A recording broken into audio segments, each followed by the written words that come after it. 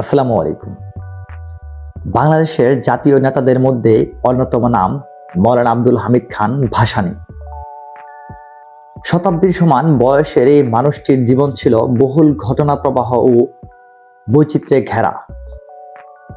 সাধারণ গ্রামীণ কৃষক পরিবার থেকে উঠে এসে যিনি নেতৃত্ব দিয়েছিলেন জাতীয় রাজনীতিতে, আন্তর্জাতিক অঙ্গনেও যার ছিল বিশেষ খ্যাতি ও পরিচিতি। সাধারণ মানুষের স্বার্থের পক্ষে যিনি একাত্মতা পোষণ করেছেন, সাদামাটা জীবনযাপন যাকে এনে দিয়েছিলেন মুজলুম জননেতার পরিচিতি, সেই গণমানুষের নেতার পূর্ণাঙ্গ জীবনী গ্রন্থ ভাসানী চরিত। ভাসানী চরিত্র বইটির লেখক সৈয়দ আবুল মকসুদ। সৈয়দ আবুল মকসুদ ভাসানীর পর দীর্ঘ 50 বছর গবেষণার পর ভাসানী চরিত্র বইটি প্রকাশ করেছে। ভাসানী চরিত্র বইটির প্রকাশনা প্রতিষ্ঠান বাংলাদেশের অন্যতম প্রকাশনা প্রতিষ্ঠান প্রথমা প্রকাশন।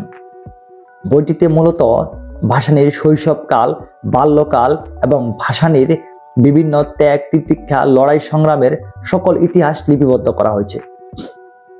বইটিতে মূলত ভাসানীর বাঙালি ও বাংলাদেশকে নিয়ে যে ফিলোসফি, সেটির একটি পূর্ণাঙ্গ জীবনী গ্রন্থের মাধ্যমে প্রকাশ হয়েছে।